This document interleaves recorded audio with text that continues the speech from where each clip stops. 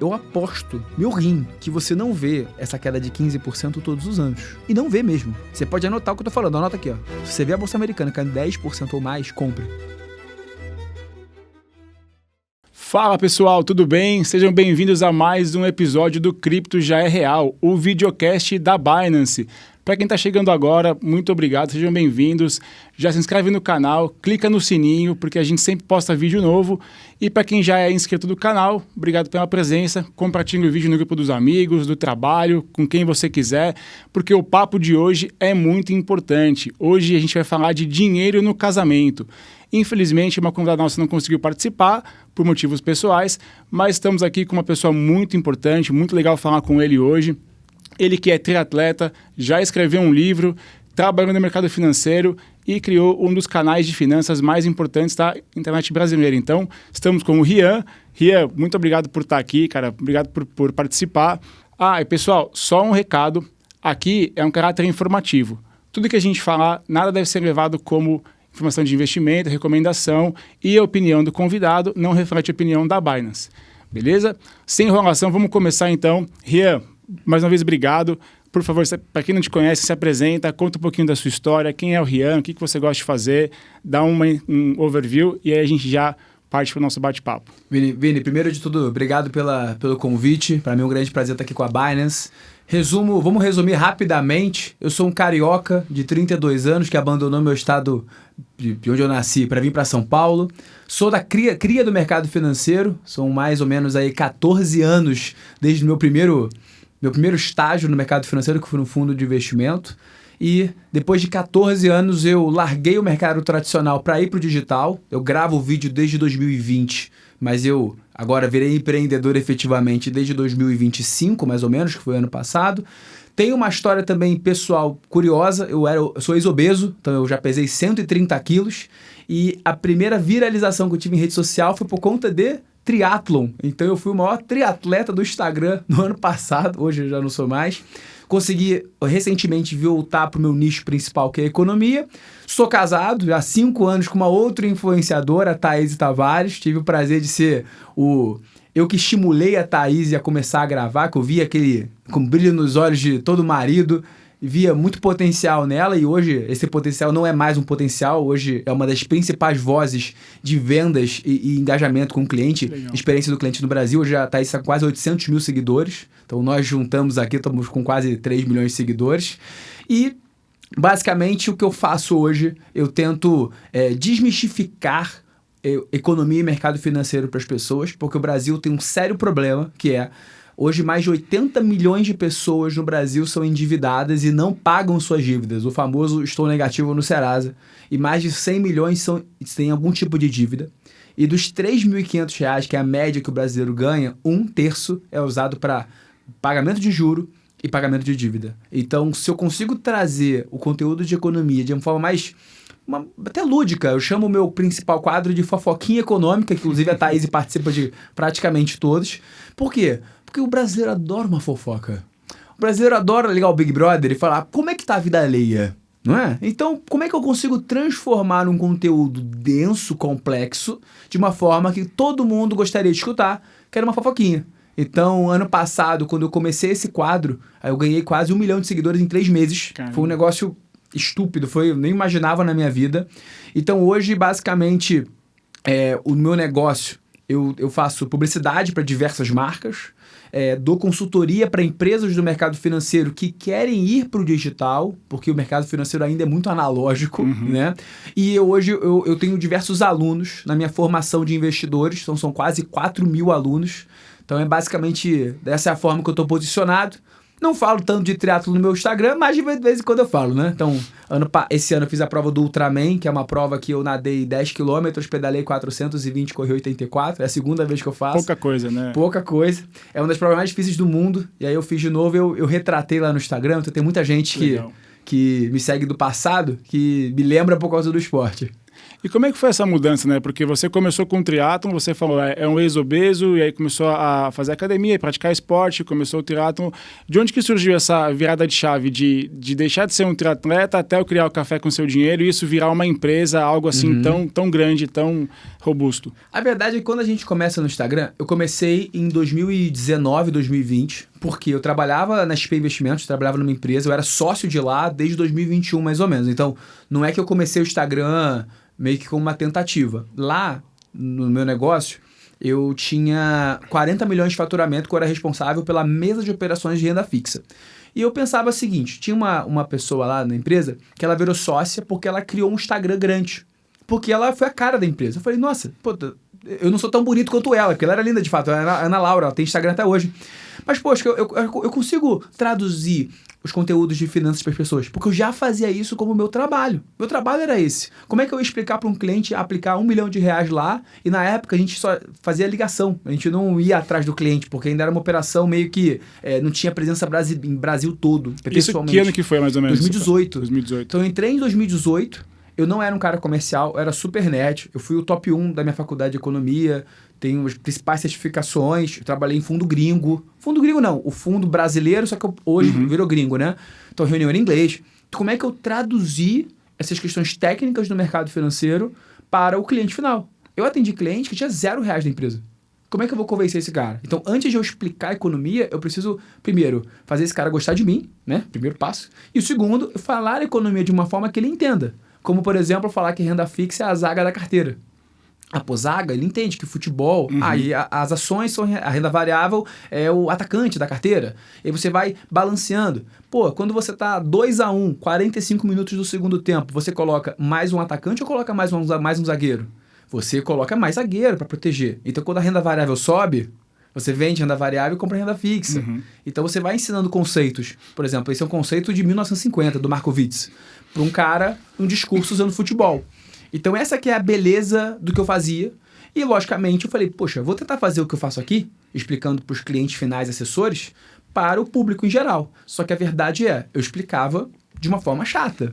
E lá no Instagram, eu lembro de um vídeo que em 2023, sobre o arcabouço fiscal. Palavra bonita, né, de falar arcabouço, lá enche a boca. Mas quantas pessoas sabem o que significa arcabouço? Acho que poucas.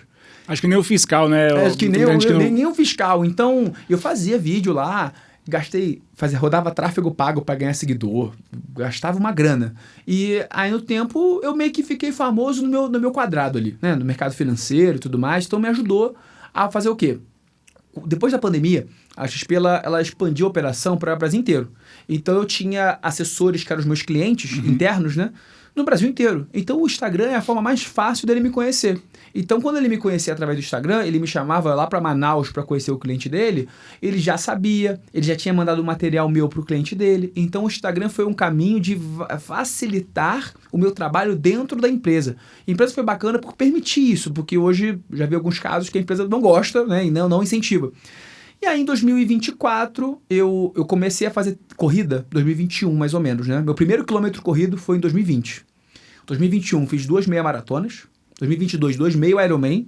23, 2 maratonas. E 2024, fui fazer o Ironman inteiro, né? Que é o que a gente chama de você nada quase 4 quilômetros, pedala 180 e corre 42. E até então, eu não postava direito isso. Era minha vida de atleta. Aí eu emagreci muito no passado, né? Eu perdi 130, fui para 90 mais ou menos em 4 meses. Fui para São Paulo e engordei metade. E aí eu tava no processo de devagarinho e perdendo peso, né? Com o esporte. Resumo, eu tava ali em 2024, ainda falava de finanças, mas no final de semana eu soltava um negócio de treino. E aí um belo dia eu fui fazer o simulado do meu Ironman. O que é o simulado? É você, o máximo possível, simular a prova. Pô, não tem como você fazer a prova, que é uma prova de mais de 10 horas. Que é muito mais para você entender a troca, né? Quando sai da água, coloca... Não necessariamente a troca, mas como o seu corpo vai reagir. Sim. Porque a troca a gente treina sempre. Mas o simulado de fazer como o meu corpo reage depois de 7 horas treinando, aí que é a grande incógnita. Você sempre treina as 3 modalidades separadas, mas nunca elas juntas. E aí eu começo o vídeo, era domingo de noite, eu tava sem camisa, todo shapeado, rasgado. E eu começo o vídeo assim, oi, eu me chamo Rian. E era uma trend na época fazer isso. Oi, eu me chamo fulano de tal, fiz tal coisa. Era uma trend, era uma tendência, né, dos vídeos. eu me chamo Rian, acabei de nadar 1.500, pedalar 150 e correr 21. Esse foi meu simulado Ironman. Não se falava de Ironman, né? Ninguém sabia o que era Ironman na rede social. Porque, na época, a gente comprava a prova e tava de boa, não dava sold out como dá hoje. Sim. Imagina Ironman dar sold out. Loucura, né? Uma prova de 10, 15 horas. Eu fui do tempo que a maratona começou a dar sold out em 2013, as majors, né, as maiores, e aí eles começaram a fazer todas com sorteio. Acho que o último ano que Chicago teve, que não foi sorteio, foi o ano que eu fiz, e aí depois todas elas são sorteio. Então, 2021 eu fiz a meia do Rio. Super de boa, sem concorrência. Agora, vai tentar comprar a meia do Rio. É sorteio. Então, foi engraçado, né? Eu peguei esse primeiro movimento e daí foi o meu primeiro vídeo viral, bateu 1 milhão de visualizações, ganhei os 10 mil seguidores. Eu falei, opa, tem alguma coisa aí. Mas eu só gravava no final de semana e durante a semana eu fazia um vídeo que eu voltei a fazer, que é o vídeo de notícia, né? Mas eu fazia sem as piadas irônicas, né? Porque hoje eu posso, mas antigamente eu representava uma marca, então... E aí eu fui pro Ironman, gravei 3 vídeos por dia durante uma semana, voltei com 200 mil seguidores, a mais. Então minha primeira forma de viralização foi por, na verdade, algo sem querer. Porque era um esporte que eu fazia já há muitos anos, 3, 4 anos, e eu comecei a compartilhar e ninguém sabia o que era Ironman, é um negócio muito doido ainda. Eu fui pra vertente de emagrecimento, só que a verdade é, o tema esporte e saúde, ele é um tema meio boring, se tu parar pra pensar. É basicamente treinar, comer e dormir. É isso. O que eu ganhava seguidor ainda é porque as pessoas se identificavam comigo. Porque eu treinei pro Ironman, viajando 3 vezes por semana de avião, dormindo muito pouco no mercado financeiro, e mesmo assim fiz o Ironman. Então as pessoas se identificavam comigo. Mas só que era um nicho que, né, não tem muito o que fazer. Mas já cheguei a fazer propaganda para empresa de suplemento, né, essas coisas, né? Falo que eu tive minha vida de blogueira fit. E aí, quando eu saio da empresa em 2025, eu fiz meio que um sabático de 3 meses, fiz a prova do Ultraman, e eu comecei a fechar alguns contratos de consultoria, ficou mais confortável. Então, eu comecei a gravar sobre economia já com contratos confortáveis. E aí, eu comecei a gravar 10 vídeos por dia. 10 vídeos por dia, Reels. Soltava. Um belo dia, fui deixar meus cachorros na creche. Pode me julgar, tá? Que eu tenho cachorro que vai pra creche, mas é a vida. 2 golden enormes. E eu tava com a Thaís, minha esposa. Eu fui tomar um café. Eu falei, amor, você viu que o Trump tá investigando o Pix? Aí eu falei, pô, mas isso aqui é um vídeo. Aí gravei a conversa com a Thaís. Eu sempre tive essas conversas com ela. E o vídeo termina com 5 minutos de bruto. Edito, sobra 3 minutos. Falei, caraca, um vídeo de 3 minutos. Será que vai viralizar um vídeo de 3 minutos? Falei, tava naquela onda de gravar muito. Solto o vídeo bate 500 mil de views. Há muito tempo que eu não botava vídeo de 500 mil.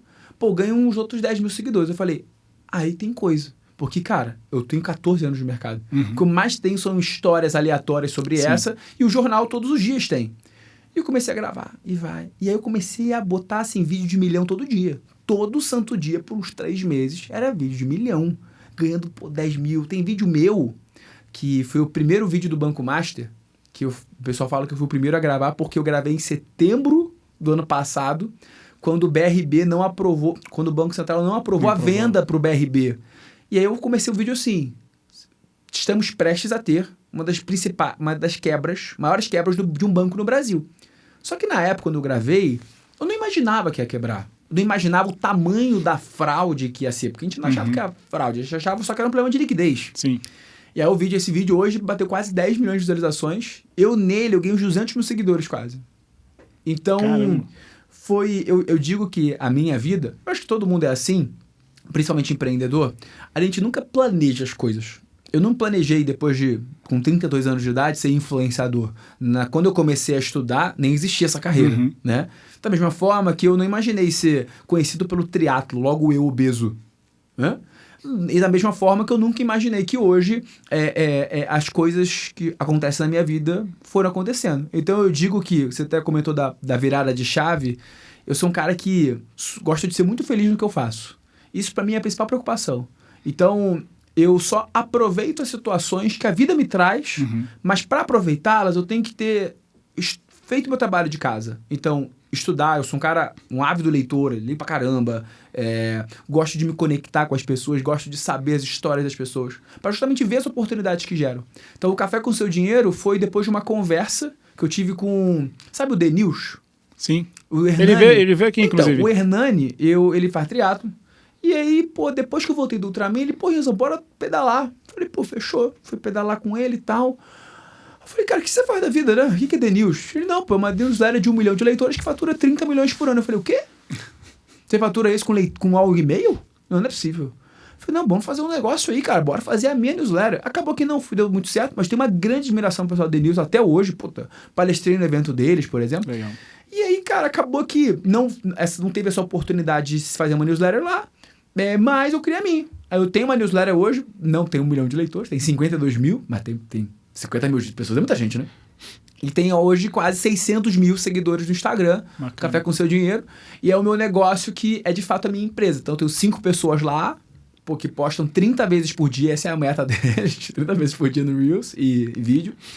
E aí é basicamente um negócio de mídia. Então, patrocínio, infoproduto. Então, é a minha primeira empreitada empresarial que não seja eu, é o Café com Seu Dinheiro. Então, Legal. tudo por conta de um acaso, por conta de uma pedalada que eu dei. Então, acho que é isso. A vida é cheia desses acasos que a gente tenta se preparar ao máximo para conseguir ouvir essas oportunidades chegando. Sim. Tem uma frase, não vou saber quem foi que falou, que ela diz que a sorte procura geralmente os mais bem preparados e quem sabe tirar proveito daquelas situações, né? Acho que é exatamente isso que você comentou. E você falou de economia, né? Você queria fazer economia, já era uma coisa que estava na sua cabeça, isso vem da sua casa. Como é que era todo esse ambiente de educação financeira, tudo isso na sua casa? Isso já veio de você? Não sei se você sabe, mas o Rio de Janeiro é um dos lugares com o maior número de funcionários públicos no Brasil, tá? Porque o Rio de Janeiro era a capital federal até ir para Brasília. Então, até a década de 50 era a capital federal. Então, acho que tem tantos imóveis públicos quanto funcionários públicos em Rio de Janeiro comparado com Brasília. Então, eu cresci com a minha mãe e meu pai falando, Rian, vire funcionário público. Melhor coisa do mundo, estabilidade. E eu nunca gostei da ideia. Não é que eu nunca fui exposto ao empreendedorismo, tá? Nunca. Uhum. Eu era um garoto que só não pensava muito no futuro. Na época, eu estudei num colégio, que acho que é um dos melhores do Rio, que é o Colégio de São Bento. O Colégio de São Bento é um colégio que tem uma peculiaridade. Só estuda homem. Não sabia. Até hoje. Até hoje. É um colégio essencialmente masculino. Um colégio que data 1880, mais ou menos. Eu estudei lá e a gente tinha aquele negócio de estudar e passar nas melhores faculdades do Brasil. E a gente tinha isso muito na cabeça, né? Eu queria engenharia, só que eu era um garoto muito relapso. Então eu esqueci de pagar o boleto do Enem. E no meu ano, justo no meu ano, foi o primeiro ano que a UFRJ, que é a faculdade que eu queria, só aceitaria entrada via Enem. Eu falei, tá, agora eu não tenho minha principal, o que eu vou fazer? Passei engenharia na UERJ, mas era longe pra caramba da minha casa, mas era uma boa engenharia. E, por um acaso da vida, eu botei para fazer vestibular de economia no IBMEC Rio. O IBMEC, ele tinha acabado de inaugurar o curso de engenharia de produção, mas eu falei, olha, eu não conheço esse curso. Uhum. Eu vou colocar no curso mais famoso do IBMEC, economia, por um acaso, e se der certo eu continuo, se não, eu passo vestibular no ano seguinte. Consegui bolsa integral no IBMEC, foi o segundo do vestibular, num campus que era a 10 minutos da minha casa. Já tem um benefício, né? Putz, cara, eu passei, juro, mais de 10 anos, com 4 horas por dia indo e voltando de van, cara. Então, assim, pra mim era um negócio, eu sei que pode parecer brincadeira, mas pra mim era muito importante eu parar de ficar 4 horas do meu dia no trânsito, né? E aí eu fui pro IBMEC, na economia, e me apaixonei. Assim, economia pra mim é um negócio que eu fazia faculdade e eu ia pra biblioteca estudar, porque é a ciência que te ajuda a entender como as coisas funcionam ao seu redor. Se o dólar aumenta... Por que se o dólar aumentar, por exemplo, pode afetar no preço do eletrônico? Uhum. Ou ele pode afetar no preço da carne que está na tua mesa? O dólar, a economia ajuda a entender isso, né? Então, eu me encontrei com uma economia, foi um grande acaso, mas aí hoje eu fui seguindo o mercado financeiro e assim vai. Mas além dessa dica de concurso, né, que a sua mãe sempre falava, eles nunca falavam de investimentos, de guardar dinheiro... Eu vim de uma casa típica com problemas de dinheiro, na verdade, problemas de dívida. Então, minha mãe, eu lembro que ela era corretora de imóveis, né? E ela tinha uma dívida, cara, que ela não conseguia pagar, porque quando eu comecei no mercado financeiro, começou a dar o debacle do Rio. Rio de Janeiro, em 2013, teve a grande queda do petróleo, porque lá nos Estados Unidos começou a aumentar o petróleo de xisto. Uhum. Então, foi nessa época que os Estados Unidos viraram o maior produtor de petróleo do mundo, que até hoje são. Só que, quando o preço do petróleo cai, o que acontece com estados como Rio de Janeiro? A principal fonte de receita lá é royalty. Então, cara, o Estado quebrou. E aí junta naquela época a Lava Jato, corrupção. Sim. Então, além de o Estado diminuir receita, os governadores, grande parte foi preso, inclusive, pegaram muito dinheiro do Estado. Então, a verdade é que o Estado ficou, assim, em frangalhos por muito tempo. Naturalmente, o mercado imobiliário é um mercado cíclico. Ou seja, quando as coisas vão bem, o mercado que vai bem. Quando as coisas vão mal, o mercado que vai mal. Uhum. Então, estava cada vez mais difícil de vender. Então, eu sempre tive essa questão em casa, do tipo, dinheiro é um negócio que sempre foi um problema, mas foi sempre um desafio a se vencer. Então eu falo que mesmo, hoje eu tenho a felicidade de dizer que eu aposentei minha mãe, meu pai é meu advogado, e para mim é o melhor advogado de todos, mas eu digo que hoje o dinheiro, eu não quero, a relação que eu tenho com o dinheiro é uma relação de desafio, e eu consegui vencer esse desafio. Eu não tenho grandes metas, eu quero ter tantos milhões ou bilhões na conta, eu já consegui vencer esse desafio, esse para mim foi o principal problema. E eu acho que é engraçado, né? Hoje eu ensino pessoas a lidar bem com o dinheiro, e vindo de uma casa que teve problemas, eu acho que isso pode até ter ajudado a ter essa responsabilidade em mim. Então hoje, por exemplo, a única vez que eu peguei dívida na minha vida foi que na pandemia, quando a bolsa caiu 40%, eu falei, é óbvio que vai subir. Eu peguei um dinheiro para aplicar na bolsa, mas só isso, entendeu? E foi o famoso V-shape, né? Ela voltou em V. É que na hora, você não tem que ter tem que ter bolas para você... Na hora, né? O guts para você tomar essa decisão. Sim. Eu admito. Eu lembro do momento que eu tava onde tomei essa decisão. Mas quando você faz conta, eu lembro que o Ibovespa tinha caído 40. Tava 60 mil pontos. Aí eu falei, olha, qual é a probabilidade de cair mais 50? Puta, é muito baixo. É baixo. Qual é a probabilidade de subir? Porque a conta que a gente fazia é o seguinte. Pô, as empresas estavam fechadas na pandemia. Pô, você vende a sua empresa 40% mais barato porque ela vai ficar 3 meses fechada? Ou 6 meses fechada? Acho que não. Pô, ela vai durar infinito. Uhum. Então vale a pena a gente ser um pouco mais tranquilo e comprar. Então a bolsa, para quem não sabe, subiu mais de 100% desde o ponto mais baixo. Sim. Então foi um grande aprendizado, digamos assim. E como é que é para a Thaís essa relação com o dinheiro? Você sabe como é que funciona? Vocês têm essa Thaís ideia, essa discussão? sempre foi muito gastona. Muito. Mas é engraçado, porque nós éramos as duas pontas, né? Eu era um cara super para economizar, por essa relação com o dinheiro que eu sempre tive como um desafio, nunca foi abundante, pelo contrário. E a Thaís, mesmo vindo de origem muito pobre, então a Thaís até os 20 e poucos anos morava na favela, morava na Brasilândia. Inclusive, familiares dela moram lá, inclusive. Então, mas ela sempre... Cara, o dinheiro que ela ganhava, ela gastava com ela e com os pais. Thaís tem uma história que ela, o primeiro bônus dela no mercado financeiro, ela pegou o dinheiro inteiro e pagou uma viagem de rei e rainha para ela e os pais para Mendoza, na Argentina. Então, ela sempre trabalhou no mercado, sempre trabalha acho que ela trabalha mais tempo do que eu, inclusive, e eu sempre fui um cara que economizava muito. Então, se juntou esse meio termo, acabou que a gente aprendeu a relação ainda mais empreendendo, a gente não pode considerar que tudo nosso é gasto. Então, ao mesmo tempo que não dá para ser avarento ao extremo, de, cara, vou juntar cada centavo, porque, imagina, meus 30 anos nunca mais voltam, né? Então não adianta nada eu juntar para chegar nos 60. Eu acho que é uma outra sensação de gastar aos 60 do que gastar aos 30 anos de idade. Mas também não dá para gastar tudo. Então a gente interpreta muitas coisas hoje que muitas pessoas acham que é gasto como investimento. Por exemplo, a Thaís profissionalizou gastar dinheiro. Então os vídeos dela, para quem vai acompanhar, são testes de atendimento.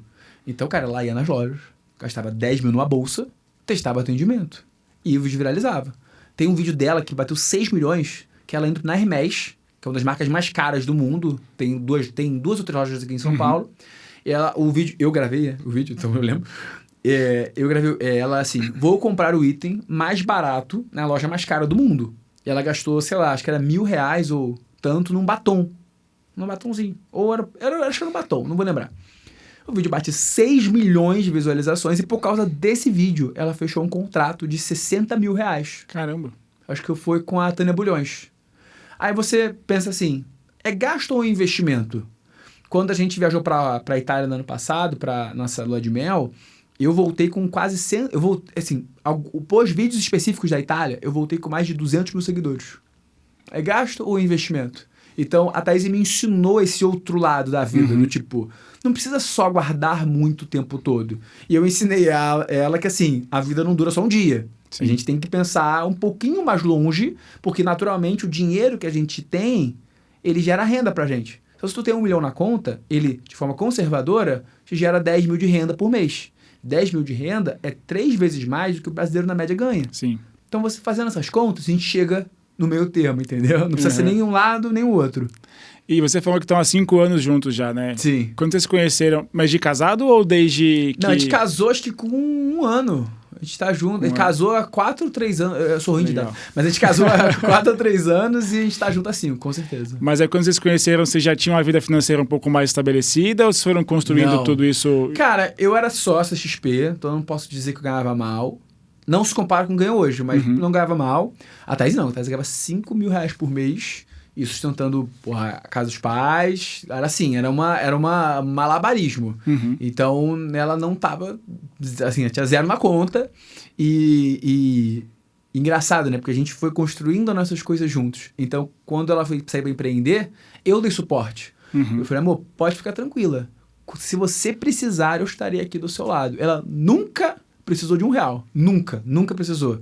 Mas o suporte, ele psicologicamente faz muita diferença. Sim. Quando eu saí 1 ano depois, ela fez a mesma coisa comigo. Tava ganhando muito mais do que eu. Ela, Rian, pode sair. Tô aqui contigo. E eu também nunca precisei de R$1. Então, hoje a gente construiu nossos negócios em paralelo. Eu voltei a vender infoproduto por causa dela, porque ela hoje é a principal infoprodutora da plataforma que ela vende. Então, a gente foi sempre puxando um ao outro. Então, não é uma competição... ruim. A gente nunca fica, eu ganhei mais dinheiro que você. Pelo contrário. A gente sempre apoiou muito o outro. Então, hoje o Thaís tem muito mais dinheiro que eu. Não, e pelo que você fala, assim, a forma como você fala, isso só ajudou a unir mais o casal, né? Só ajudou a construir cada vez mais essa cumplicidade, enfim, tudo isso que vocês têm. A gente estava falando no off ali, né? Acho que a melhor decisão que uma pessoa pode ter é o seu casal, né? A pessoa que tá junto com você, porque ela pode te levar ao céu, pode te levar ao inferno. O problema é que a gente, como mais jovem, a gente não tem a capacidade de discernir que tipo de pessoa é essa. E a gente acha que a pessoa que a gente tá junto vai ser a última pessoa da nossa vida. Mas você tem que lembrar uma coisa, o mundo tem 7 bilhões de pessoas, pô. Se a gente não encontrou o nosso par de jarro, provavelmente vai ter em outro lugar, entendeu? Exato. Não, eu falo também que eu só tô aqui onde eu tô hoje por conta da minha esposa, que, cara, segurou muita barra de muita coisa e hoje, enfim, me trouxe até onde eu tô. Sim. E quando que ficou mais sério o relacionamento de vocês, né? Como é que foi a conversa de dinheiro? Porque você contou que você estava numa situação diferente, ela tinha uma situação um pouco mais delicada. Como é que foi essa conversa em si, tipo de, cara, pode sair de um trabalho, pode deixar de fazer alguma coisa? E quando que ficou mais sério esse assunto com vocês? Cara, desde sempre, assim, uma característica que é homogênea entre nós dois é a sinceridade. Inclusive, Thaís tem um negócio que se você mentir pra ela nunca mais vai olhar na sua cara. Tô falando sério. E eu não sei mentir. Na verdade, eu acredito que é o seguinte, mentir dá muito mais trabalho do que contar a verdade, porque quando você mente, você tem que lembrar da mentira pra você continuar a história. Sim. Então eu nunca tive medo de falar quem eu sou, nunca tive medo de falar que o mercado financeiro é muito de aparências, né? Tem muita gente, por exemplo, que usa roupa falsa. Vou comprar o cinto da Ferragamo. Eu lembro que debaixo do XP vendia um cara que vendia roupa falsa, sapato falso. É muito relógio, carro. Pô, que a galera hoje falsifica esses relógios mais caros. O meu tem um Garminzão mesmo, só pra eu treinar. Então, é muito aparências. E eu nunca fui assim. Nem na época que eu era sócio de uma instituição financeira, nem hoje. Eu uso as mesmas roupas, por exemplo, e tal. Então, com a Thaís, eu sempre fui muito aberto, porque eu não tinha o que não mostrar, entende? Ainda mais quando você vê que é uma pessoa bem intencionada. Sim. Então a gente fala de dinheiro, eu acho que desde o começo, e eu acho que nunca foi um empecilho. Imagina, acho que tem uma questão com o casal que é muito complicada. Por exemplo, a pessoa que ganha mais ou que ganha menos. Pô, eu quando comecei a trabalhar, quando a gente começou a se conhecer, eu ganhava, 10 vezes mais do que a Thaís. Então, na minha opinião, se a gente ganha 10 vezes mais, é natural que eu pague, 90% das contas e ela pague 10% quando a gente, por exemplo, morou junto. Pra mim é super tranquilo, porque faz sentido na minha cabeça. Pô, imagina, botar a pessoa para ter o mesmo ônus, meio a meio. Sim. Hoje é outro universo. Hoje a Thaís ganha mais do que eu em alguns meses, por exemplo. Grande parte dos meses ela ganha mais do que eu. Então, assim, mas chega numa situação que as nossas contas, a gente é tão unido que eu nunca tive BO com ela. Nunca. Sim. De viagem. Tem viagem que eu pago tudo, tem viagem que ela paga tudo. Conta a gente racha igual. Cara, então isso Por quê? Porque são 5 anos deixando o assunto dinheiro como um livro aberto.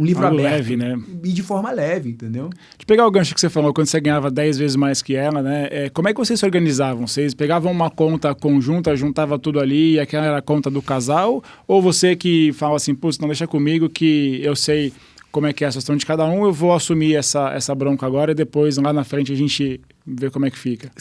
Cara, como eu sempre tive o dinheiro, essa relação meio de desafio, ou seja, eu nunca quis discutir sobre dinheiro, nunca quis ter problema.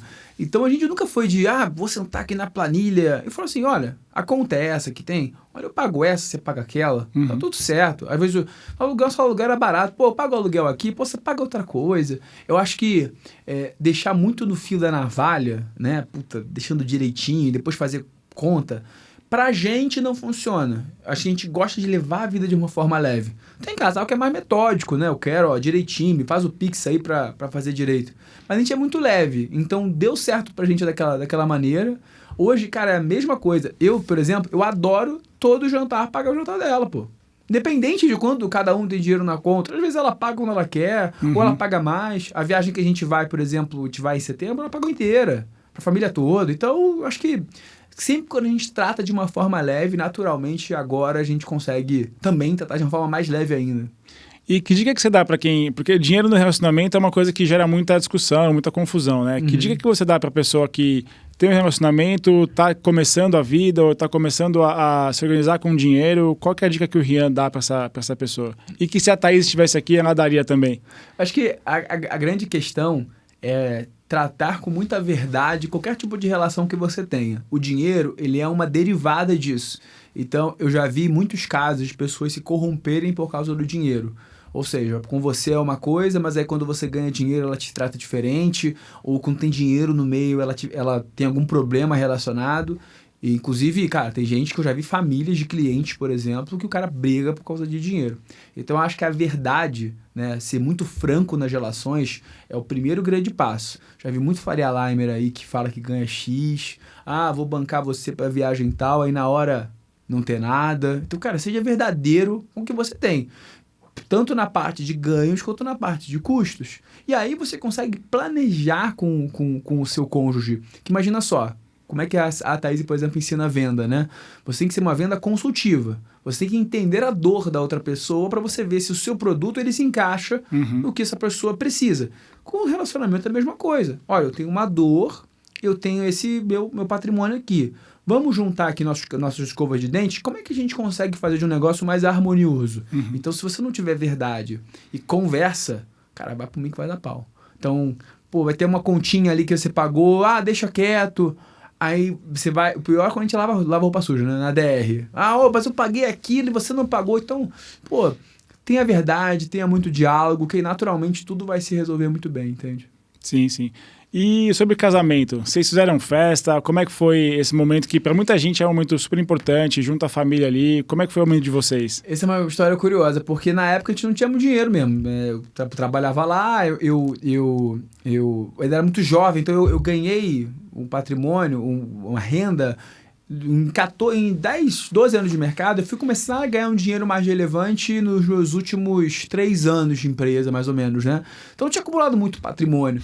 Então na festa, eu falei, olha, vamos fazer um negócio muito simples. E quando a gente ganhar um dinheiro, a gente faz uma festa efetivamente. Então eu lembro, a gente foi no restaurante, no 348 aqui, do lado da nossa casa, inclusive, da nossa atual casa. Cara, eu acabei nem chamando meus amigos de infância, inclusive ficaram bravos comigo. Mas era um negócio assim, cara, vamos no cartório oficializar e vamos fazer um pequeno almoço para nossas famílias. Eu lembro, eu gastei 20 mil reais, que era o que dava para você levar 30, 40 pessoas para almoçar aqui em São Paulo. E eu tinha essa meta de, vamos fazer uma festa quando a gente estiver ganhando dinheiro. E aí, a gente precisa me prender. Esse ano passado foi um ano maravilhoso pra gente. Esse ano tá ainda melhor. A gente decidiu, vamos casar agora, fazer uma festa mesmo? Então a gente vai fazer uma festa esse ano. Já estamos casados, naturalmente, você tem o anel já. Mas a gente vai fazer para trazer, principalmente os amigos que a gente não conseguiu trazer, e fazer de fato uma festinha, ainda pequena. Então, eu acho que assim, não adianta fazer um negócio que é um passo maior que a sua própria perna. Sim. Então, eu vejo muito casal que não tem dinheiro para comprar um apartamento, mas gasta o dinheiro de um apartamento numa festa de casamento. E hoje, tá muito caro, viu? Vai comprar flor. Meu irmão, acho que depois da pandemia explodiu. Eu costumo brincar que é assim, eu quero um porta-copo, né? Esse porta-copo aqui custa R$2. Não, mas é pro meu casamento. Então é 200. É 200. É sempre assim, a conta do casamento ela é vezes 10 ou vezes 100. Nunca é aquele valor que tá fixo ali. Então a gente ainda tenta. Então hoje, quando a gente está numa condição, a gente consegue fazer essa festa. Então eu acredito que é ajustado ao nosso momento de vida. Na época era o que dava para fazer e agora a gente conseguiu fazer um negócio mais legal. E como é que você daria uma dica para a galera que vai casar e quer fazer uma festa para não ficar endividado, para ele se organizar, se programar? Como é que você faria isso do zero? Hoje, quanto custa na média uma dívida no Brasil? Custa mais ou menos 60% ao ano. Precisa de batata. E a dívida favorita do brasileiro é o cartão de crédito, que custa 400 ao ano. E quando ela atinge o máximo, que é o dobro da dívida, ela para, né? O juro, que é a regra hoje do Brasil. O ponto é, não existe investimento que rende 60%, 70% ao ano, certo? Então não adianta nada você... Tem muita gente que me pergunta, vale a pena eu ter dívida e investimento ao mesmo tempo? Cara, quita ao máximo as suas dívidas ou renegocia a sua dívida com o banco, porque dá para renegociar, antes de você investir em qualquer coisa. Então, por exemplo, se você parcelar, tudo bem, porque parcelar você não tem juros.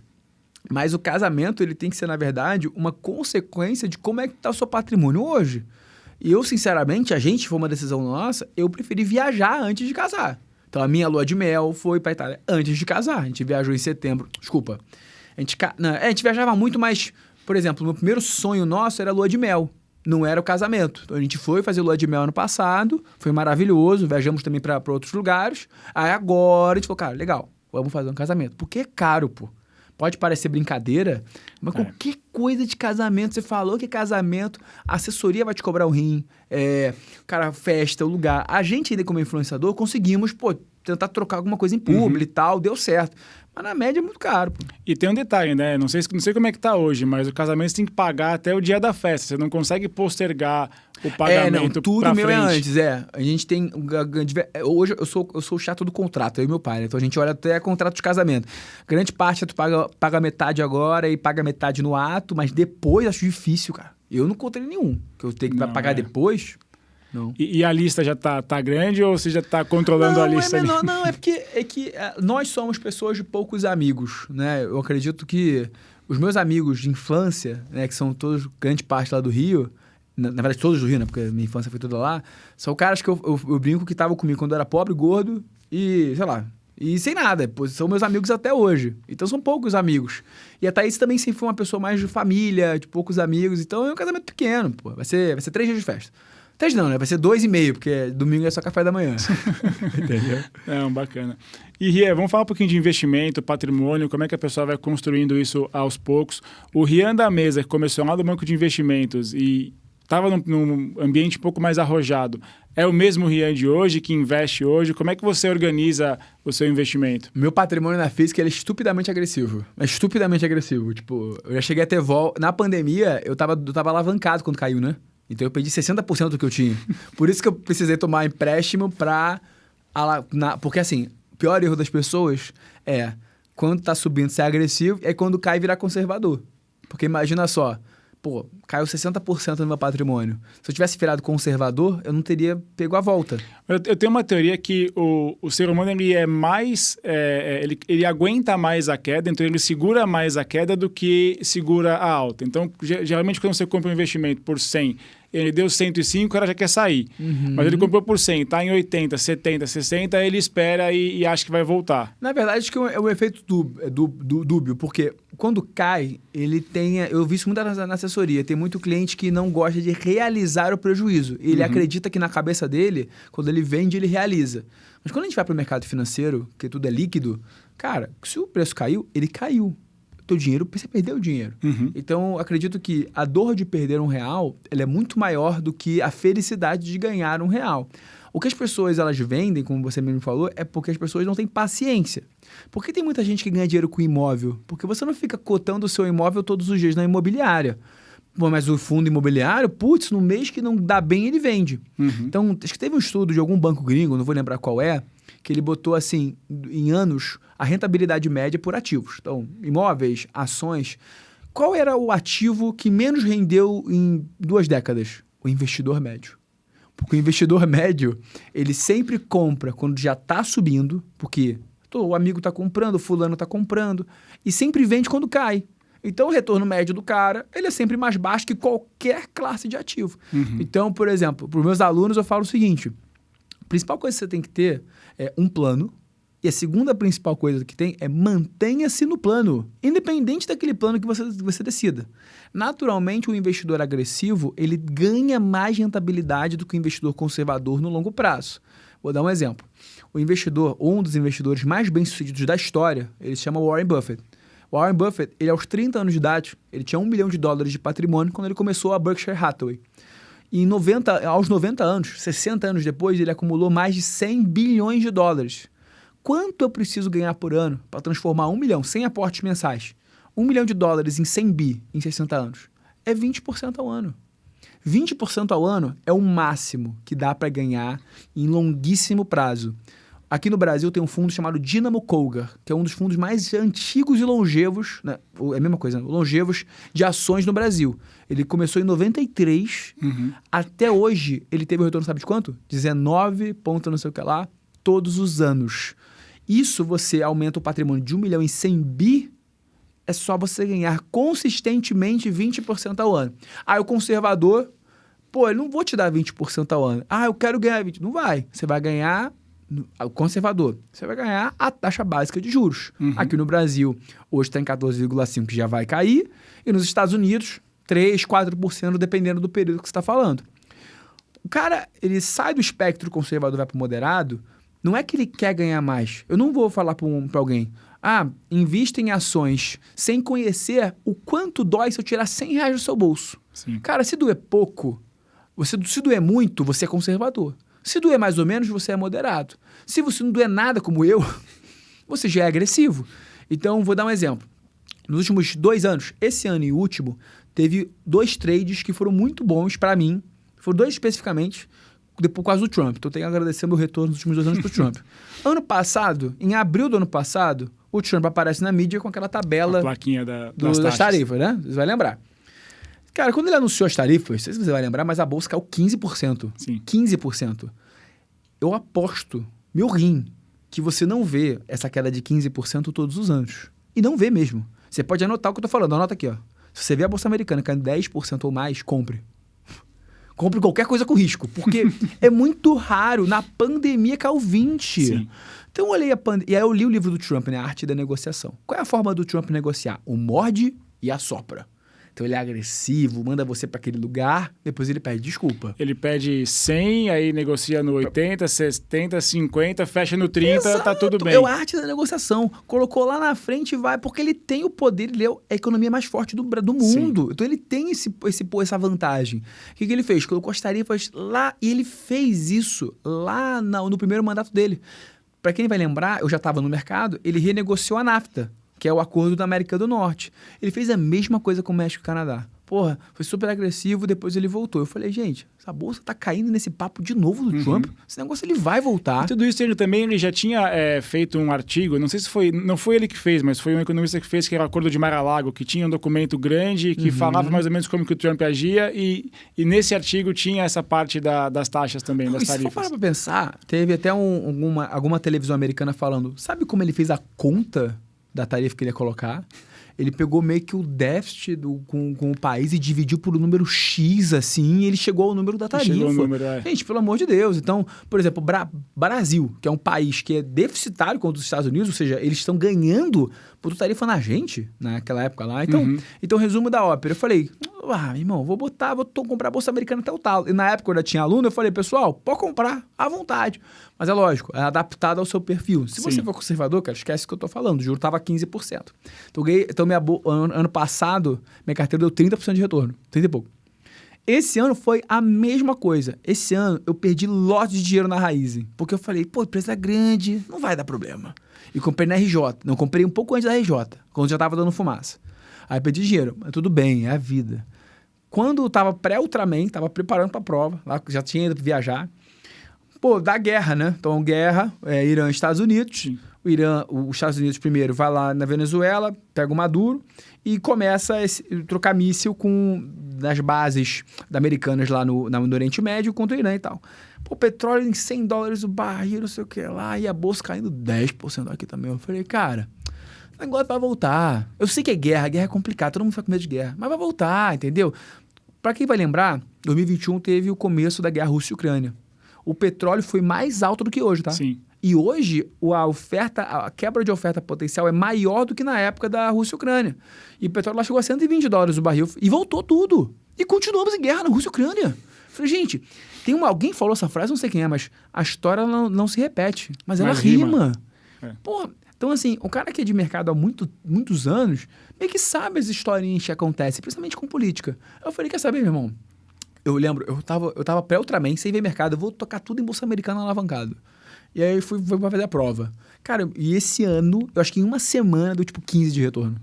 Só você ver como a bolsa subiu desde, acho que foi abril pra frente. Então, os últimos 12 meses meu foi tipo 36% de retorno. Então, a grande questão de mercado financeiro é, como eu tô acostumado com risco, e eu sei ler mercado, eu não sou bom de ação não sei escolher a principal ação. Eu nunca tive essa escola dentro do mercado financeiro. Sou um cara de macro. Eu sei ler o que acontece no mundo e consigo aplicar meu dinheiro. Então, na física, sou extremamente agressivo, porque eu sei o que eu estou fazendo. Mas, por exemplo, para alguém que não tem noção, é a mesma coisa que você dar uma Ferrari para alguém que acabou de tirar a carteira. Não vai entender a tração, ele vai bater o carro. Então, não é que eu sou agressivo na minha pessoa física, que eu vou ensinar para todo mundo ser agressivo. Então, eu dou esse choque de realidade para as pessoas, porque não necessariamente você topa perder o dinheiro que eu já perdi. Sim. Entende? Sim. E como é que foi cripto? Onde é que entra a cripto nessa história toda? Quando é que foi seu primeiro contato? Quando que você entendeu um pouco, começou a estudar? Assim, eu já leio cripto há muitos anos, porque desde 2016, se eu não me engano, quando eu estava na mesa de um dos outros fundos lá do Rio, alguma bolsa de Nova York, não sei se foi a NYSE, mas ela lançou o futuro de Bitcoin. E eu lembro que 2016 para frente, Bitcoin só caiu, né? Foi o primeiro ou segundo inverno cripto, né? Sim. E foi engraçado, juro, foi depois do anúncio. Anunciou o futuro e depois começou a cair. Logicamente, não estou falando que teve relação causal. Mas eu comecei, cara, como é que funciona a ideia? Então, eu cheguei a ler como funciona a blockchain. Eu não sei se foi depois daquilo, mas pegou a onda de ICOs, por exemplo. O que é um ICO? Initial Coin Offering. Pô, eu sei o que é um IPO, mas quando uma moeda é lançada, mas ela financia o quê? Um projeto? Um blockchain, o que significa blockchain? É um bloco que vai validando as operações. Então, a parte operacional, eu meio que já entendi. Conheci players do mercado, por exemplo, acho que no Brasil tem a Hashdex, que faz ETF, tem índice na bolsa. Na época, isso é 2018, conversei para tentar entender, e eu lembro que eles falavam na época, não sei como é que se hoje mudou o discurso. Pô, cripto é um negócio que é o seguinte, você tem que comprar, porque se no futuro as pessoas derem mais valor, usar mais, pode ser que o negócio funcione. Então era muito mais sobre uma questão de entender o projeto, se vale a pena, do que fundamentos. E o que eu digo com isso, tá? Quando você vai comprar o real brasileiro, ele rende juros, ele rende a Selic. Quando você compra o dólar americano, ele rende o Fed Fund. O Bitcoin ou qualquer outra moeda, como o sistema por si só ele não tem um governo respaldando, você não tem uma taxa livre de risco. Então é difícil para o cara que opera moeda, essencialmente, entender o fundamento atrás. Pô, você vai comprar dólar, por quê? Porque o juro americano, por exemplo, eu acho que o dólar vai continuar caindo. Deve cair para R$4, não sei quando, mas deve continuar caindo. Porque o fundamento é, juro americano está caindo, porque a inflação está estável, a inflação brasileira vai continuar alta, o juro brasileiro vai continuar mais alto, o Banco Central está caindo menos os juros, porque o petróleo subindo, como a gente tem muito... enfim, é um custo aqui no Brasil, a inflação sobe, então esse diferencial de juros vai continuar. Lá 4%, 3% e aqui 14%. Você pode fazer o carry trade, pega juro lá de fora barato e aplica com juro mais caro aqui. Então, fundamentalmente é assim. O Bitcoin eu não consigo entender como fazer esse play fundamental. Não quer dizer que é bom ou ruim. Eu gravei o vídeo, inclusive, na segunda-feira. Em 16 anos, o retorno médio por ano do Bitcoin é 200% ao ano. Então, eu não posso ser leviano e falar, tipo Warren Buffett, não vou olhar essa classe de ativo. Tem que olhar essa classe de ativo. É quase uma obrigação minha. Tem que ser agnóstico. Mas eu aloco proporcionalmente ao meu entendimento. Pô, eu entendo mais bolsa americana do que Bitcoin. Então, eu coloco mais da bolsa americana do que Bitcoin no meu portfólio. Mas, por exemplo, esse ano eu coloquei junto... Quando eu apliquei na bolsa americana, quem estava caindo também? Bitcoin. Sim. E o Bitcoin descolou do ouro. Porque há muitos anos, como o Bitcoin tem a história Ele seguia... ele tem a história da escassez. Uhum. Por exemplo, o ouro, se tu pegar todo o ouro minerado pela humanidade, você junta num prédio de 20 andares. Isso assim, de milênios de mineração. Então o ouro é muito escasso. E o Bitcoin, ele vai se limitar até 21 milhões de unidades, até, sei lá, 2100, né?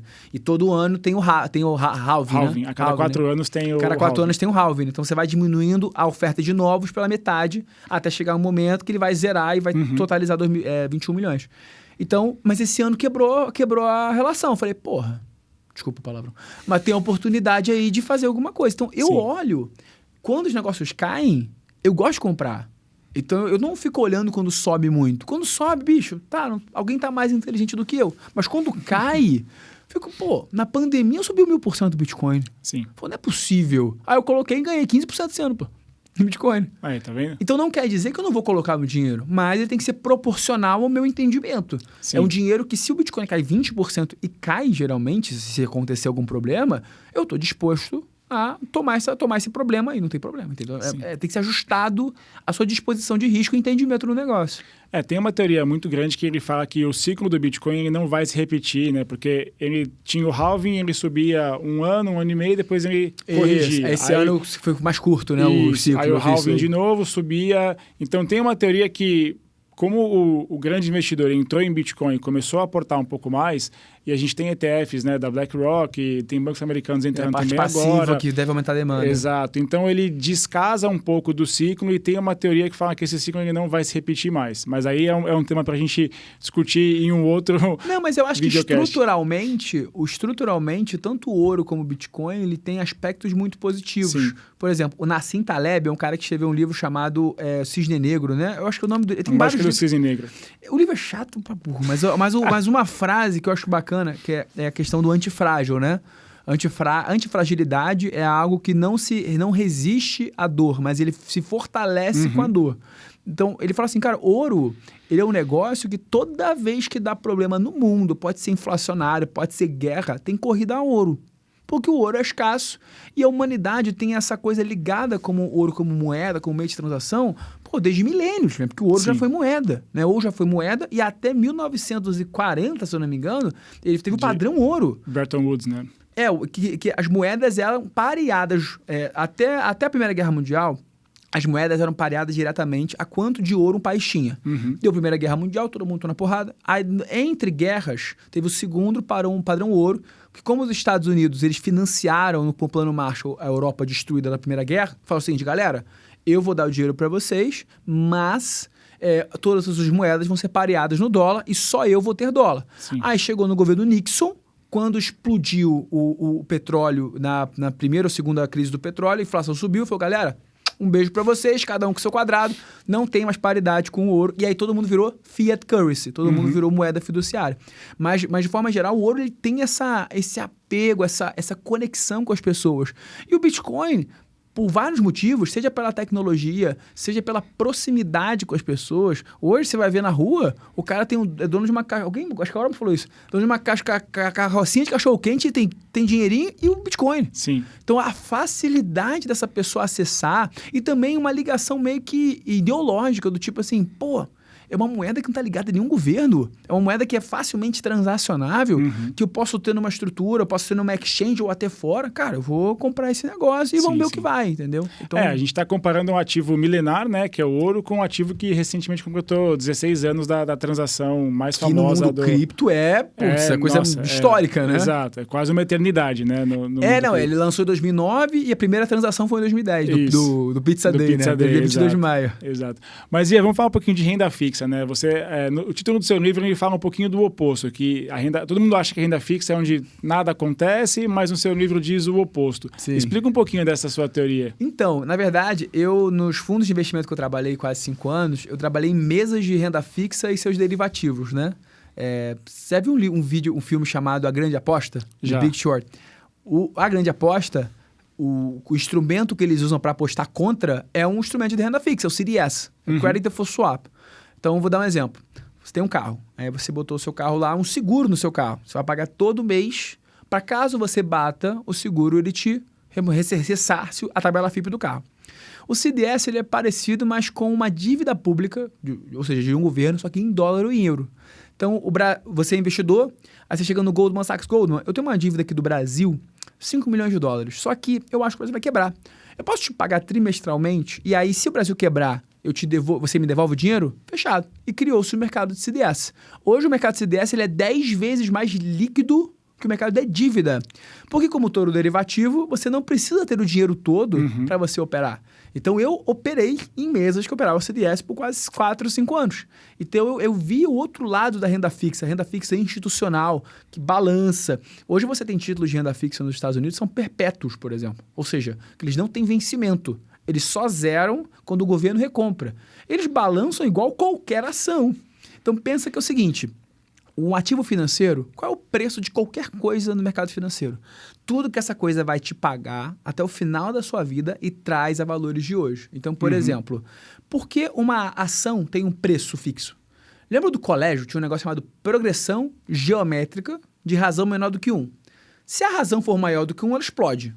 Quando a razão é menor do que 1, quer dizer que os fluxos de caixa eles crescem a um valor menor percentual do que o desconto desse valor. Que a gente usa o desconto como risco do investidor. Sim. O investidor, como é por modelagem avesso a risco, ele sempre coloca mais peso no risco do que no crescimento. Não sei, fui muito técnico agora, mas enfim. Uma aula de... Não, o grande ponto é qualquer coisa no mercado financeiro se precifica dessa forma. Quando ela gera de valor até o final da sua vida. Renda fixa tem um prazo. 10 anos, 5 anos, 20 anos.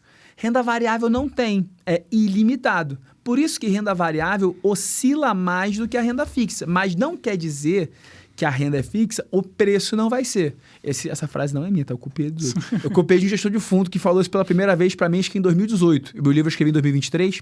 Então você, por exemplo, vai comprar um título público do governo brasileiro em chama de Tesouro IPCA 2060. Se você comprar hoje e vender amanhã, você pode perder dinheiro, pô. Sim. E pode perder muito. Que é a marcação ao mercado que o pessoal Que é a marcação ao fala. mercado. Mas, por exemplo, comprar um tesouro mais arriscado que tem, ele é metade do risco do Ibovespa. E o Ibovespa é uma média de 70 ações. Comprar uma ação da Petrobras... Você sabia que se você comprar uma ação da Petrobras, você pode acordar no ano seguinte com 60% de ganho ou 60% de queda? Isso é bizarro pensar, né? Ações oscilam muito. Sim. Então, renda fixa nem a mais arriscada oscila nem 20% do que uma ação oscila. Então, o grande ponto é, renda fixa, ele é um instrumento mais famoso no mundo inteiro. Esse é o começo do meu livro. Todo governo tem. Para você ter uma ideia, quem começou com títulos de renda fixa governamentais foram os Rothschild, no século XIX. Eu estou lendo o livro deles agora, para você sei. No século XIX, negociando título de dívida. Foram os primeiros a negociar título de dívida governamental no século XIX, 1800 e bolinha. Então é muito antigo isso. Lógico, o mercado de acionários, eles também existem há muitos anos, mas os primeiros mercados foram renda fixa, que é emprestar dinheiro, cara. Quantas pessoas não emprestam dinheiro umas para as outras, entende? Então, logicamente, é um mercado muito maior do que renda variável, mas no mundo inteiro é um mercado muito mais institucional, diferente do mundo de renda variável. Renda variável é mais próximo das pessoas físicas. Por isso que as pessoas não conhecem todo o espectro que é em renda fixa, mas conhecem todo o espectro em renda variável. E você acha que esse é o maior erro do investidor de renda fixa hoje? Achar que ele vai colocar um dinheiro ali, que ele só vai subir, que ele não pode oscilar? Ou tem algum outro erro, algum outro mito que você identificou ao longo da sua carreira? Não, o ponto é, o Brasil em si, pensa que o brasileiro, nós somos uma democracia jovem, tem há pouco tempo depois do golpe militar, e somos uma economia estável jovem. Quando foi o começo da estabilidade do Brasil? 1994, quando eu nasci, e o Plano Real. O Plano Real, ele resolveu um problema de 15 anos do Brasil, que era a hiperinflação. De 1982 a 1994, de 12 anos, na verdade, o Brasil sofreu com inflações de mais de 100% ao ano, culminando no finalzinho, no governo Sarney, a 2.000 de inflação. 2.000, você compra um negócio a 100 reais, cara, no ano seguinte está 2.000 reais, pô. Entende? Então é loucura pensar o que é 20 vezes mais caro. A inflação acumulada de 82 a 94 foi tipo 16 trilhões por cento. Nossa Por isso que foram cortando os zeros. O Brasil é o único país na história, ou que eu lembre, que teve hiperinflação em tempos de paz, porque hiperinflação é coisa de guerra. A Alemanha pós-guerra, por exemplo, Zimbábue, que corre com guerra civil. Então, o Brasil ele tem uma estabilidade desde 1994. Então, pensa que, até então, as pessoas sobreviviam com renda fixa. Que maluco investir em ações no Brasil hiperinflacionário. Só o Barsi que faz um negócio desse aí ficou rico, né? Tem 4 milhões na conta. Mas até então, renda fixa é um instrumento favorito do brasileiro. Mas o problema é, depois do Plano Real, vários bancos quebraram. E aí foram consolidando. Até hoje, os maiores bancos dominarem 90% do mercado, mais ou menos. E tem um problema.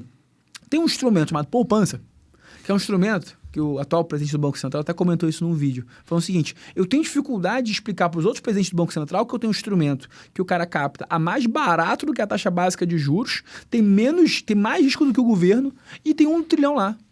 Então, no Brasil, por ter pouco tempo com estabilidade financeira, é um país de renda média baixa, e geralmente um país de renda média baixa tem educação média baixa, e um país com oligopólio bancário, naturalmente as pessoas têm baixo conhecimento de produtos financeiros e acabam sendo influenciados muito pelo banco oferece. O que o banco vai te oferecer? Um CDB ou ele vai te oferecer um título público? O CDB, ele pode multiplicar o dinheiro.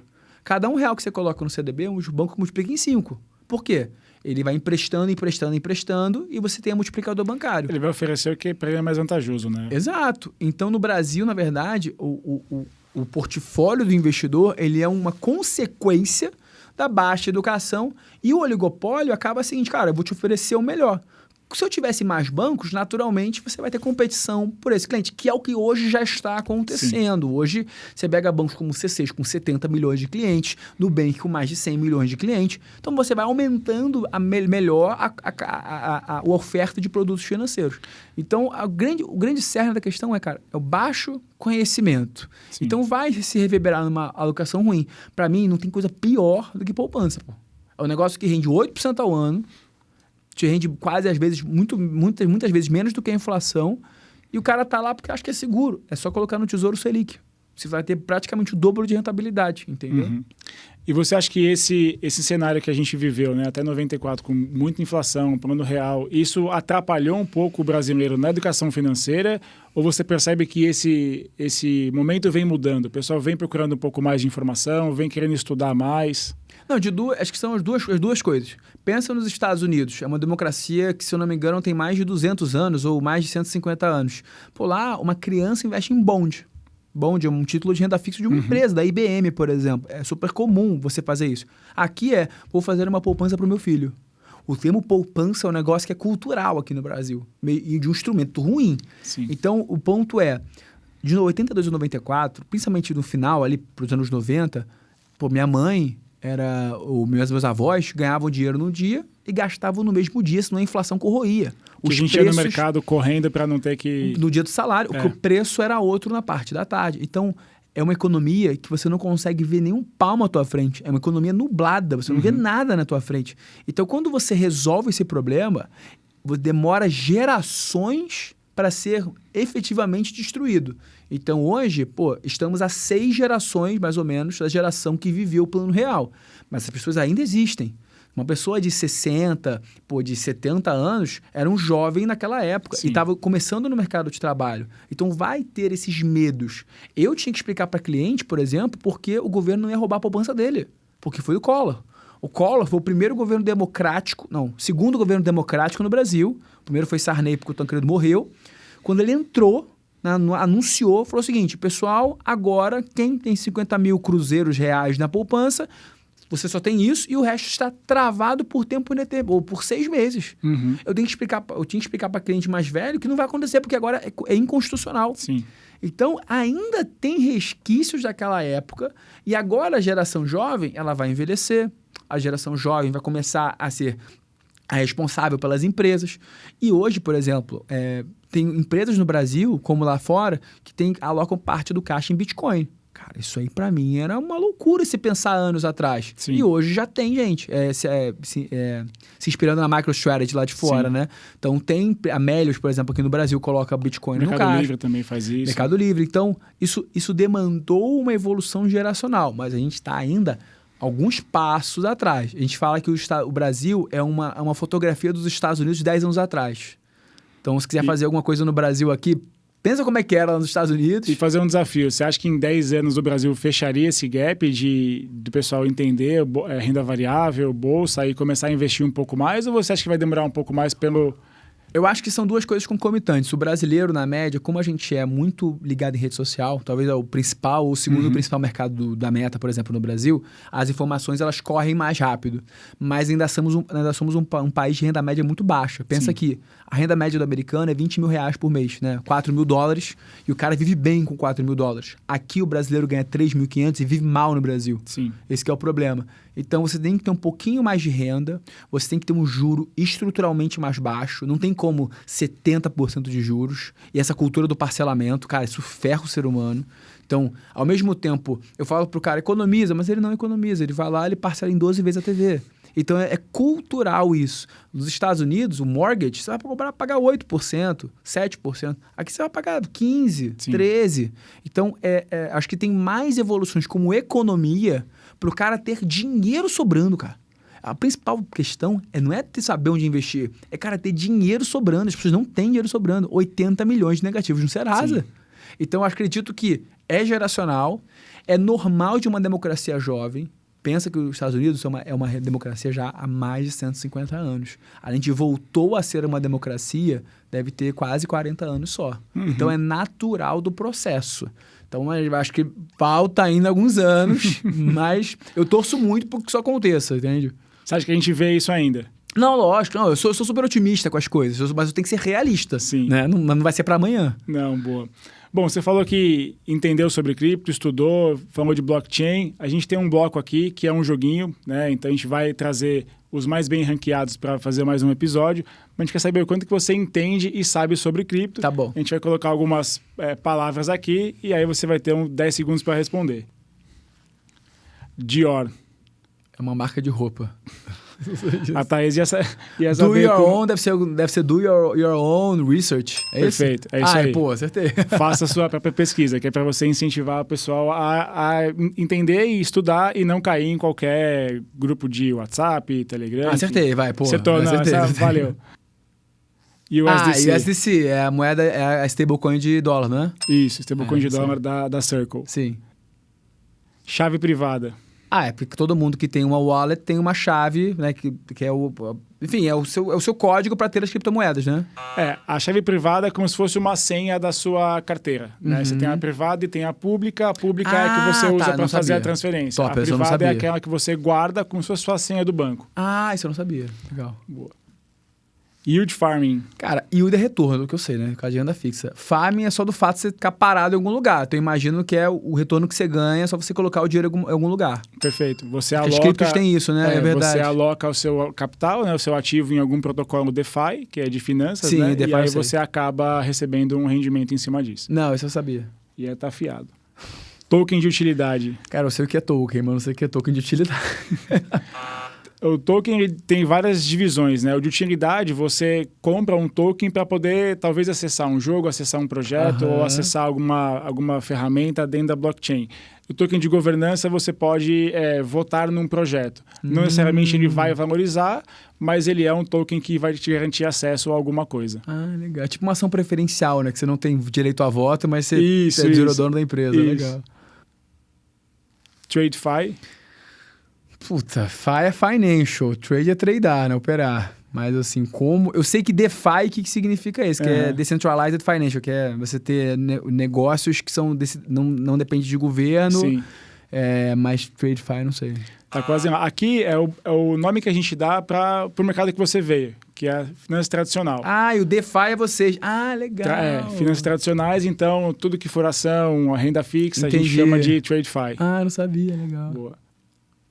Slippage, essa você conhece. Pô, slip é escorregar, mas assim, geralmente quando o preço ele pula, né? Isso, então eu quero comprar... Mas no mercado também tem isso. Eu quero comprar Bitcoin a 70 mil, mas pela distância do book eu comprei a 70.100. Então aconteceu comigo com raiz, eu fui vender, aí o lado errado, né? Eu vendi. Lado errado, E aí não exerceu, mas ele pulou meu preço, aí eu não consegui executar.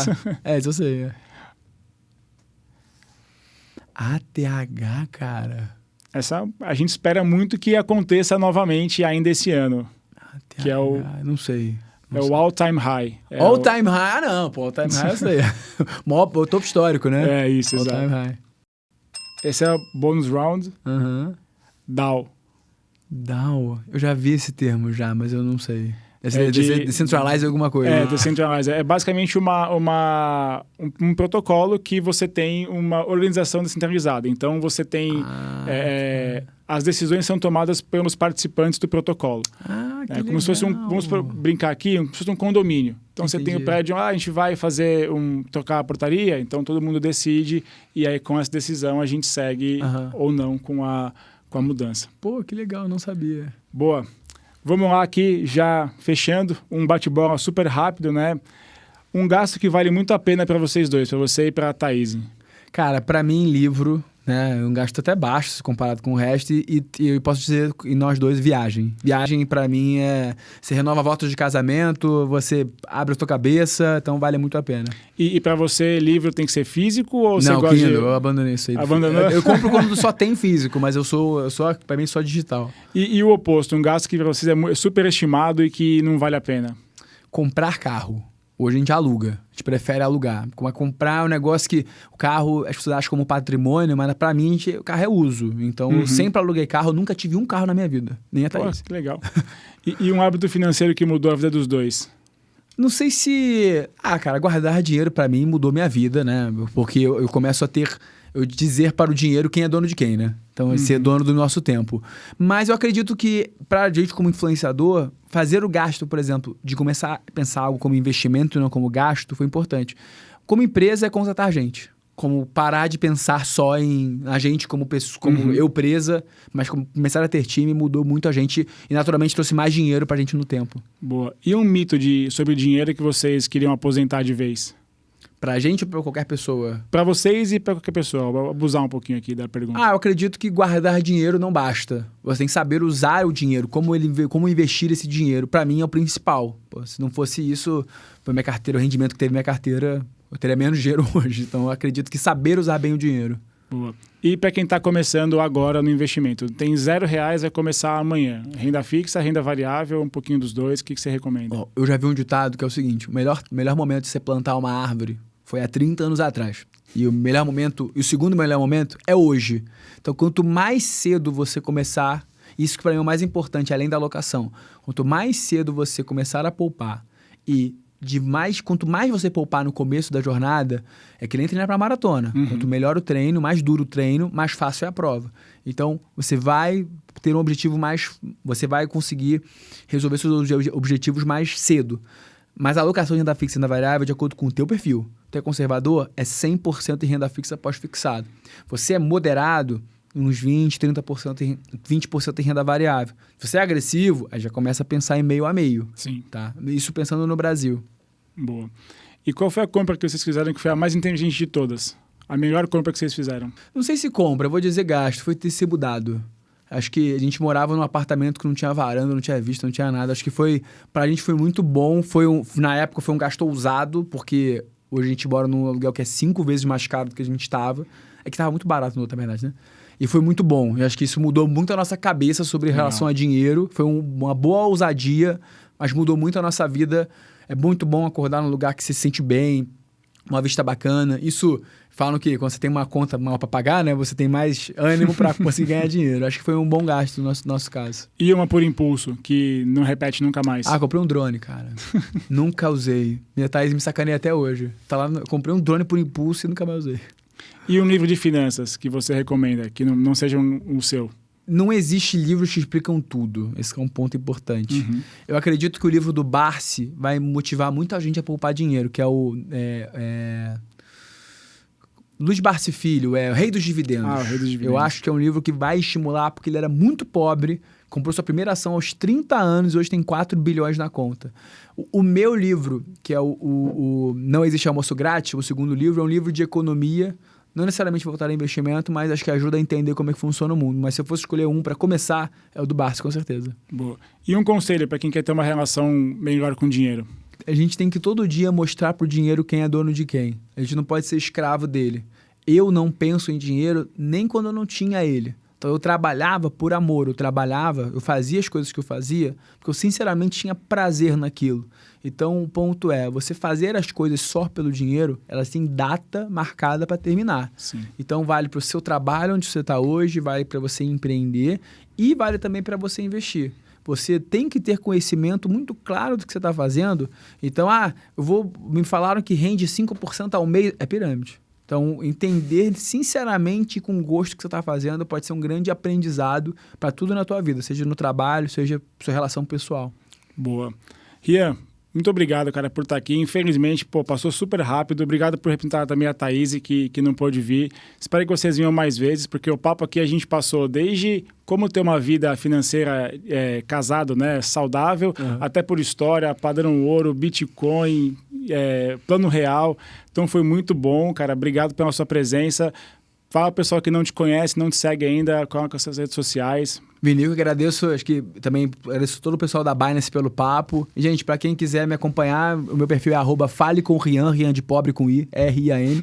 E o da Thaís é Thaís.Tavares, T-H-A-I-Z-I, também outro nome esquisito, enfim, a gente tá junto. Mas a Thaís é um dos maiores nomes de vendas hoje aqui no Brasil, então técnicas de vendas, e eu falo sobre investimentos e economia de uma forma mais descomplicada. Então, se quiserem acompanhar. Boa, Rian, obrigado. E, pessoal, lembrando que tudo que a gente falou aqui não é para ser levado como investimento, é só um caráter informativo, tá? A Binance não tem esse perfil. E a gente vai colocar também o perfil do Telegram, que é o perfil oficial da Binance. Então, até para relembrar, a gente não entra em contato com ninguém, não adiciona vocês em grupos de WhatsApp, de Telegram. Tem o perfil oficial, a gente vai colocar aqui embaixo. E se você gostou do episódio, compartilha, curte, comenta, deixa aqui embaixo. Se você já assistiu o filme também que o Rian comentou. E nos vemos na próxima. Valeu, obrigado. Valeu, gente. Tchau, tchau.